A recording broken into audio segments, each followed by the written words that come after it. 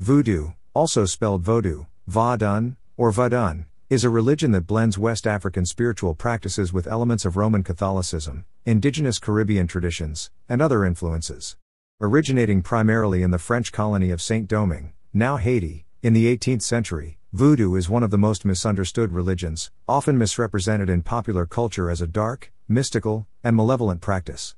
However, Voodoo is, at its core, a religion focused on healing, community, and the connection between the living and the spiritual world. This essay explores the origins, beliefs, and practices of Voodoo, including the history and explanation of the infamous Voodoo doll.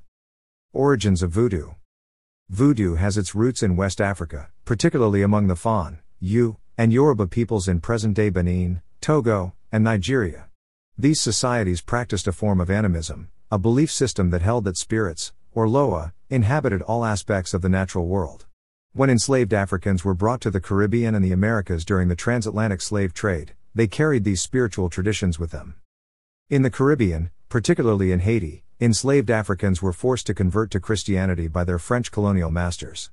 However, rather than abandoning their traditional beliefs, they syncretized them with Roman Catholicism.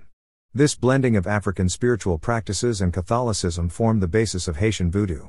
For example, many Loa were equated with Catholic saints. The Loa Legba, the intermediary between the gods and humanity, was associated with Saint Peter, the gatekeeper of heaven. This syncretism allowed Voodoo to survive under the guise of Christianity during times of religious oppression. Haitian Voodoo gained widespread attention during the Haitian Revolution, 1791 to 1804, the only successful slave rebellion in history that led to the establishment of the first independent Black Republic. Voodoo played a significant role in the revolution, both as a source of communal identity and as a means of resistance.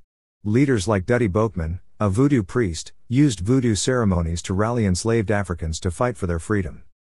After the revolution, Voodoo remained an integral part of Haitian society, though it was often marginalized and demonized by the country's elites and foreign powers.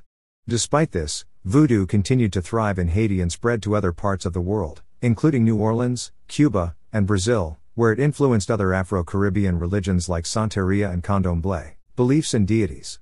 At the heart of Voodoo is the belief in one supreme God, known as Bon Dieu, derived from the French term bon Dieu, meaning good God. However, bon Dieu is considered distant and inaccessible to humans, so practitioners of Voodoo focus on building relationships with the Loa, who act as intermediaries between the human and spiritual worlds. There are hundreds of Loa, each with distinct personalities, preferences, and areas of influence. These spirits are grouped into different families, such as the Rada, Petro, and Gade Loa. The Rada Loa, originating from West Africa, are considered benevolent and represent the positive forces in the universe. Examples of Rada Loa include Legba, the guardian of crossroads who is always invoked first in ceremonies, and Dambala, the serpent spirit associated with creation and fertility. The Petro Loa, on the other hand, are viewed as more aggressive and fiery, often associated with the harsh experiences of slavery and revolution. An example of a Petro Loa is Erzuli Dantor, a fierce protector of women and children. The Gade Loa are spirits of the dead, presiding over the realm of the afterlife. The most well-known of these spirits is Baron Samedi, the Loa of death and resurrection, who is often depicted as a skeletal figure in a top hat and black coat. The Gade Loa are known for their playful and irreverent nature, and their presence in a ceremony often leads to lively dancing and laughter. Voodoo practitioners believe that the Loa can possess humans during rituals, allowing them to communicate directly with the spirits. This phenomenon, known as mounting, involves the Loa temporarily taking control of a person's body, often leading to dramatic physical and emotional changes. During possession, the Loa may offer advice, healing, or predictions for the future. These possessions are a vital part of Voodoo ceremonies and are viewed as a form of communion with the divine. In addition to the Loa, Voodoo also recognizes the importance of ancestors, who are believed to watch over and protect their descendants. Honoring the dead and maintaining strong relationships with one's ancestors is crucial in Voodoo, and many rituals and ceremonies are dedicated to appeasing these spirits. Rituals and practices. Voodoo rituals are communal events that often involve drumming, dancing, chanting, and offerings to the Loa. These ceremonies are usually held at temples, known as hounfours, or at the homes of practitioners. The Hungan, priest, or Mambo, priestess, leads the rituals, acting as intermediaries between the spirits and the community. One of the most important aspects of Voodoo rituals is the use of vives, intricate symbols drawn on the ground using cornmeal, flour, or other powders. Each veve is associated with a specific loa and serves as a focal point for the spirit's energy. During the ceremony, the hungan or mambo will invoke the loa by drawing their veve and offering food, drink, and other items that the loa is known to enjoy. For example, offerings to the loa Erzuli Frida, associated with love and beauty, might include perfume, flowers, and sweet treats. Drumming and music are also central to voodoo rituals. Specific rhythms, known as banda, are played to attract the attention of the loa, with each loa having its own distinctive rhythm. The drumming is accompanied by singing and dancing, which help to raise the energy of the ceremony and facilitate possession by the loa. Possession, as mentioned earlier, is a key component of voodoo rituals. When a loa mounts a person, the possessed individual may speak in tongues, display unusual strength, or exhibit the characteristics of the loa. For example, if the loa ogu, a warrior spirit, possesses someone, that person might become aggressive and demand weapons or alcohol. While possession can be intense, it is generally seen as a positive experience, allowing the community to interact with the divine. In addition to rituals, voodoo also includes various forms of divination, healing, and magic. Divination is often performed using kakoi shells, cards, or other objects, with the hungan or mambo interpreting the messages from the loa. Healing is an essential part of voodoo practice, with herbal remedies, baths, and spiritual cleansings used to treat both physical and spiritual ailments. Magic in voodoo, known as hoodoo in the American South, involves the use of charms, spells, and rituals to influence outcomes, protect against harm, or bring about desired results. The voodoo doll, history and explanation. One of the most infamous symbols associated with voodoo is the voodoo doll.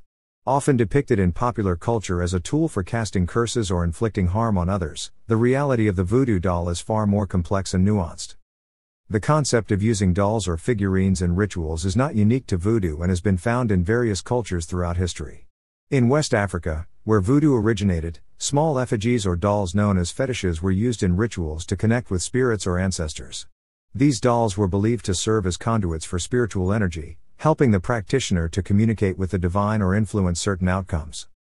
When African slaves brought their spiritual traditions to the Caribbean and the Americas, the use of dolls as spiritual tools persisted. However, the idea that voodoo dolls are primarily used to cause harm is a misconception largely perpetuated by Western media. In voodoo, dolls can be used for a variety of purposes, including healing, protection, and communication with the spirits. The doll serves as a physical representation of a person, allowing the practitioner to focus their spiritual energy on that individual. For example, a voodoo doll might be used in a healing ritual to help someone recover from an illness. The practitioner might attach a personal item, such as a lock of hair or a piece of clothing, to the doll to create a stronger connection between the doll and the person it represents. The doll might then be anointed with oils, herbs, or other substances believed to have healing properties, and prayers or chants would be recited to invoke the help of the loa.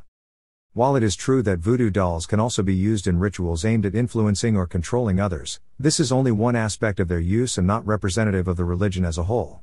In fact, most voodoo practitioners emphasize the importance of using spiritual power for positive purposes, such as healing, protection, and community well-being. The association of voodoo dolls with dark magic likely stems from misunderstandings and fears surrounding voodoo, particularly during the colonial period. European colonizers often viewed African spiritual practices as dangerous or evil, and these negative perceptions were further reinforced by Hollywood movies and sensationalized media portrayals. The image of the voodoo doll as a tool of curses and black magic became a popular trope in horror films, leading to widespread misconceptions about the religion. Voodoo's influence and misconceptions. Voodoo has had a profound impact on the culture of the Caribbean, especially in Haiti, where it continues to play a central role in daily life. Voodoo has also influenced other Afro-Caribbean religions, such as Santeria in Cuba and Candomblé in Brazil, which share similar beliefs and practices. In the United States, particularly in New Orleans, voodoo has become an integral part of the city's identity, blending with local folklore and traditions. However, despite its widespread influence, voodoo remains one of the most misunderstood and stigmatized religions. Western media has often portrayed voodoo as a dark, malevolent force associated with zombies, curses, and black magic. These depictions have little basis in reality and are rooted in colonial and racist attitudes towards African and Afro-Caribbean cultures.